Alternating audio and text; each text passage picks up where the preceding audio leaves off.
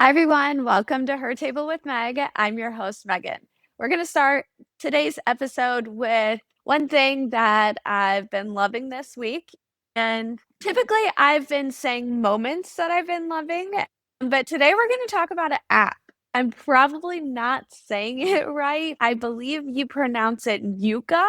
What it is it's an app you can download on your phone and you can scan food products, beauty products, shower products, whatever category that's in. And it'll tell you if it's bad, poor, good, excellent, great. I'm pretty sure those are all the categories. But it's been really cool to really look at the food I've been putting in my body, into my kid's body, my husband's body, whether it's something that advertises that it's full of protein, but then on the inside, the ingredients aren't very good. So marketing can be very good at capturing us, but we really need to have that almost second opinion, like the Yuka app, where we can dive into the real ingredients. So yesterday, I decided to head over to Walmart to look at some new beauty products. We are in Myrtle Beach, South Carolina, so we are in the middle of summer, very hot, very sticky, very humid. So I've also gotten a little bit of a tan, so needing a little different foundation.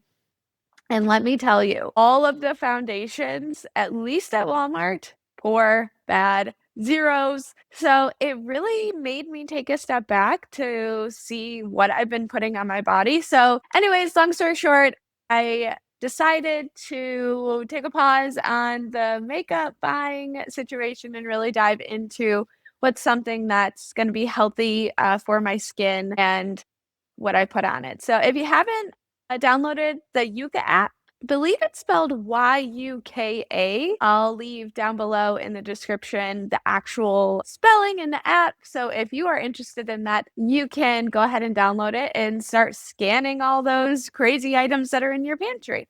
All right, so let's get started with episode 3. So many of us quietly wonder, is this all there is? In this episode on our mini series, Becoming Her on Her Table with Meg, I'm your host, Meg. We dive deep into the truth that you were made for more, on purpose, for a purpose, just like in episode 1. I share my personal story of stepping out of comfort and into my calling, and how God equips ordinary people, ordinary women, to do extraordinary things when we say yes. Whether you're a mom, single woman, student, or just feeling stuck, this episode will remind you your calling isn't wasted. So, we're going to discover what it means to walk in your calling, even when you feel unqualified. Learn how to discern the voice of God versus the voice of fear, wrapping up episode 2, and why identity always comes before the assignment. And then with every episode, we're going to end with practical steps to step out in faith, even in the unknown. Today's episode is the woman who feels the tug in her heart that there is more to who she is, more to what she was created for, and more to what God wants to do through her. I'm calling this one, You Were Made for More, Walking in Your Calling. This message is something I needed years ago when I felt like I was just surviving motherhood, growing a business, and the day-to-day life. But God met me there, and He reminded me that I'm not just doing life. I've called to live on mission. So let's talk about how to walk in your God-given calling with confidence, clarity, and a whole lot of grace, because we definitely need it. You were made for more, not more in the striving, hustle, or self-made sense of the word, but more in the holy sense. More than just surviving, more than just getting by, more than what the world says you are. You were created on purpose for a God-given purpose. And today I want to talk about what it means to actually walk in your calling, right? Where you are with what you have, even if you are feeling like it's not enough. So, segment one, purpose isn't always glamorous. Can I be honest? Sometimes we confuse calling with platform. We think our purpose has to look big and bold to be real. But purpose isn't always glamorous. Sometimes it looks like weeping, sticky fingers, doing laundry, or clocking into work when your heart feels dry. Your obedience in the minute is just as holy as the missionary overseas or the pastor on the stage. Let's look at Zechariah 4:10. It says, "Do not despise these small beginnings, for the Lord rejoices to see the work begin." So if you're making mac and cheese like I have for the 100th time this summer and wondering if you're making a difference, let me tell you are. So let's talk about that. How do we know we're making a difference even as stay-at-home moms? So let's go back to that Bible verse. So again, if you're taking notes, I will also I'm working on it right now, but I'm working on show notes. So the Zechariah 4:10. Do not despise these small beginnings. Okay, so let's break that down. Small beginnings. So maybe you were out of high school. The natural thing was for you to go to college. Okay, so we went to college and then you met the love of your life. Okay, so then the next step, maybe get married, then have kids. And then you're almost 10 years in and you're wondering, where did all this life go? I'm satisfied with the steps I've taken, the American dream that I've accomplished, but there's something missing on the inside. Or maybe you're someone who didn't take the traditional path. Maybe you started your own business or you went into the service industry as a server, or you were doing hair or massage therapy, and you took an unconventional path and decided to go straight into the workforce. And then maybe you're in your late 20s and you had a child outside of marriage. Whatever stage that you're in, I promise you, God has a plan for your life. So, in episode 2, we talked about my testimony and salvation, having the foundation of your relationship with Jesus is number one. So, that is intertwined in all of the episodes as we're going. If this is something that is new to you, if this is something that you'd like more information on, leave a comment down below or a direct message. I feel like when I say direct message, I'm kind of showing my age a little, a DM, I guess you could say. And let's talk about that. Let's explore. Let's figure out if you're local, how you can get connected to a church, how you can talk to a pastor. There's so many opportunities at our fingertips with our profession of faith. And I just ask that if that's something that's pressing on your heart as you're listening to these episodes, that you walk in that. You take a step forward in faith and really discover more of what that means. Okay, so let's go back to the segment one. Purpose isn't always glamorous. So if you're a stay-at-home mom, just like me, you know for time can be a little difficult, or at least for me. I don't want to speak to everyone. Some moms thrive in the small crafts, the mess, the I like to create a schedule, but I'm not always good at sticking to the schedule. So that's where I can see the Lord kind of working on me in that.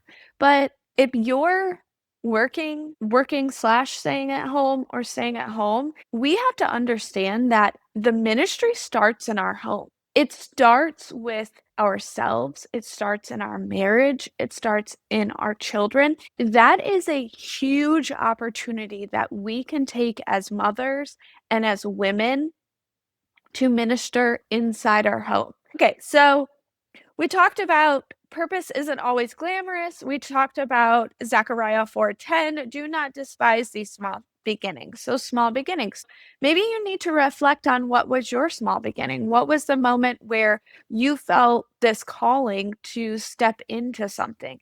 And maybe that small beginning isn't the beginning or the end of your story. And I think we really need to capture that is sometimes God puts us in places and spaces for a season and a reason. So maybe your small beginning is something completely different than what your life looks like now. But again, there is a reason for that season. So then in the second part of the verse, for the Lord rejoices to see the work begin. The Lord rejoices to see the work begin. So in that short verse, we hear small beginnings and begin. So if you're in a moment right now where you don't know what your purpose is, you don't know what your calling is, you're stuck in this spot, I just encourage you to pray and ask the Lord, what is my small beginning?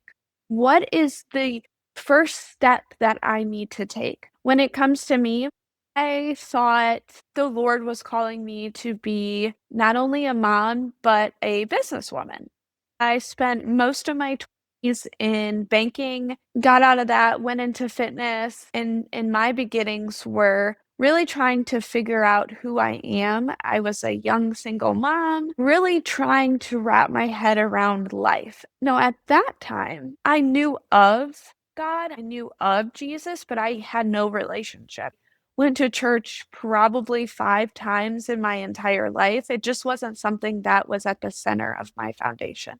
And it left me striving. It left me on to the next thing, on to the next thing. And fast forward a few years ago to 2021 when I gave my life to Jesus, it was like I halted my beginnings and it's like I started a new beginning, which was amazing for me because I felt like I wasn't on the right I always knew I wasn't on the right path, and not necessarily the right path, but I always felt that I was gonna take a different direction. I didn't know what that direction was. I didn't know if it was gonna be the same destination on the right path, but we were gonna take some detours. But I just knew even before I was saved that I was made for something more, that I had a purpose. I felt God's protection over me even when I didn't have that relationship. So, 21, when I got baptized and I created my relationship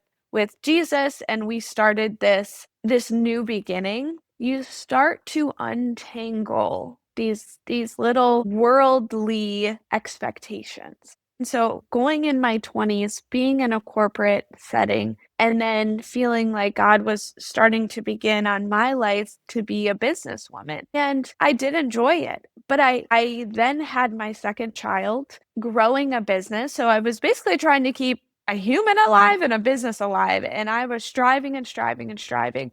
But the Lord brought me through that for a season to really magnify what He has planned for me. And so I encourage you, if you are in a season where you have this feeling that maybe there's more for me, I just again encourage you to pray, Lord, what is that small beginning? Is it jumping into a small group? Is it jumping into serving at a church? I just pray that you ask and really hone in on those small beginnings and beginnings. Okay, so then we go on to segment 2.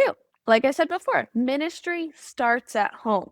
Before I was ever given a mic or headphones, God gave me a home. Before I spoke to this platform, I had to learn how to speak life over my children, serve my husband, and the love when it wasn't easy.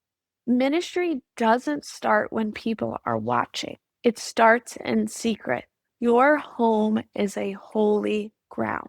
Your dinner table is a mission field. Proverbs 31:25 says, "She is clothed with strength and dignity. She can laugh at the days to come." That's a woman rooted in purpose, not because of what she does, but because of who she walks with. A lot of the times, people throw out that Proverbs 31 woman, and we think that is a tall glass of I don't know if I can accomplish it. And I just encourage you just to take it verse by verse. Look at that Proverbs 31 woman, not something to idolize, not something to become your identity, but just ask God, what are some things in this woman that I can take and use for my situation, for my personality, for my character to glorify you. There's so many opportunities in your home with your children, with your husband. And ladies, if you're in a season where you're hearing this talk about children, and maybe you don't have children at home, the habits that we create today will take us into the future. And so maybe children aren't a part of your dinner table, but maybe it's you and your husband. And maybe you sit down at the dinner table and you go over a Bible verse or you go over what you're grateful for the day. And maybe that transitions into inviting your neighbor. Ministry starts at home. And once we understand as women that we don't have to be in a fancy church on a stage, we don't have to have a podcast or a YouTube channel with millions of followers. If we can reach the people closest to us, and if we can reach one person, glory to God. Glory to God that one person can be saved. Because it's not our striving, it's not our doing, it is all done by Jesus. He is the one that we need to go to direct our paths. And so, again, I encourage you with this second point that you take a look at your home environment. You take a look at whether it's you're by yourself, with your husband, with your kids. You start to look at, okay, what are some areas in my home that I can pray about and maybe change the dynamics, and maybe that's your dinner table. I know my husband and I, we spoke about 5 healthy habits for Christian marriages, and one of them was our creating a routine at our dinner table. And that allowed us to have a center point for conversations. A lot of the times we have children who are involved in sports, they're growing up, so their friendships are the most important thing in their life. But if you create a standard in your home that the dinner table is sacred and that is where we share the love of Jesus, we talk about Jesus, we talk about what he has done in our life, we talk about the trials, we talk about what we're dealing with and how we can pray for each other. So I just encourage you to take that step of faith into understanding that ministry doesn't have to be something big and shiny and bold. It can start with those small beginnings in those small moments like the dinner table. And so, point 3, saying yes to God in the small ways. Here's the truth. Calling isn't always about where you go, but who you say yes to. God called Moses with a stutter. He called Esther in a palace. He called Mary as a teenage girl. So if you're waiting for a big green light or a perfect moment, you might miss what he's already inviting you into. So Luke 16:10 says, "Whoever is faithful with little will also be faithful with much." So say yes to the little things. Text the friend who's hurting, starting the Bible study, showing up to volunteer, or just praying, God, use me. That's how purpose is lived, one yes at a time. So if you're praying about the small beginnings, if you're understanding those little moments, the ministry that is in those small moments, and then you start to say yes to God, wow, wait for the doors to open. Now, we have to take a moment here and recognize saying yes to God and understanding and discerning the voice of God versus our own ambitions, our own striving, our flesh is really important to work through. So maybe you have a situation where you really, really want a certain job. Maybe you really want a certain following and you say, okay, God, you said yes to this. I'm going to do this. And then trials happen and you're stressed out. And again, please don't get me wrong. Stressing and trials will happen regardless if this was something of your own doing or God's doing.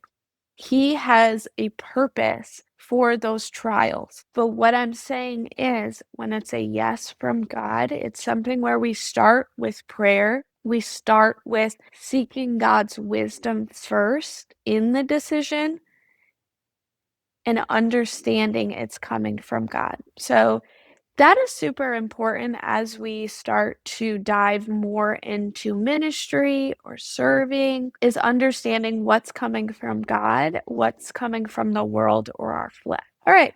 And point number 4, encouragement to keep going. I want to end with this. If you're in a season where you feel hidden, tired, or unsure of what your calling is, don't give up.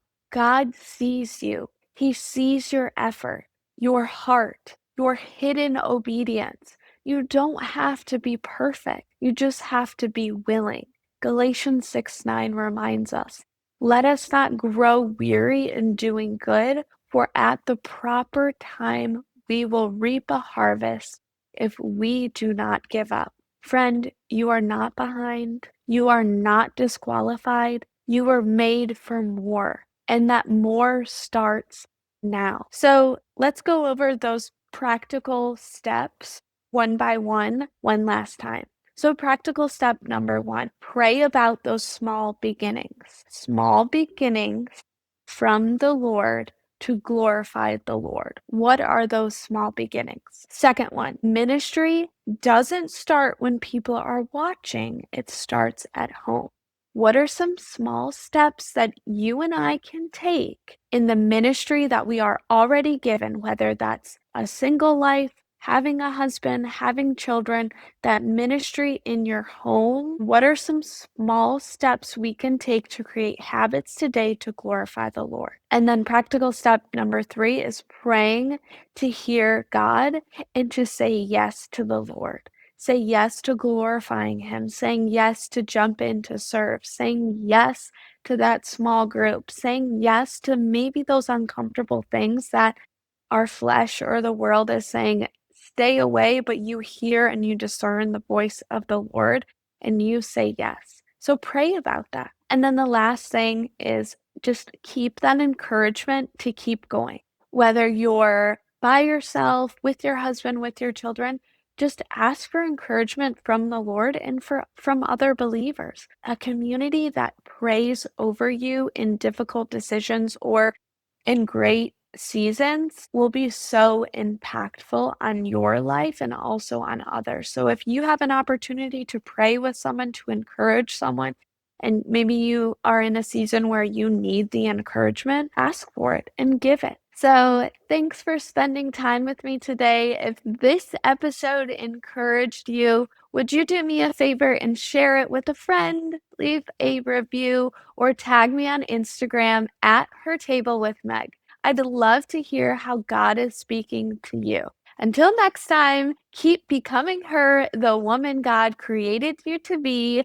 And again, at Her Table with Meg, you are welcome. You are full of grace, and we love you.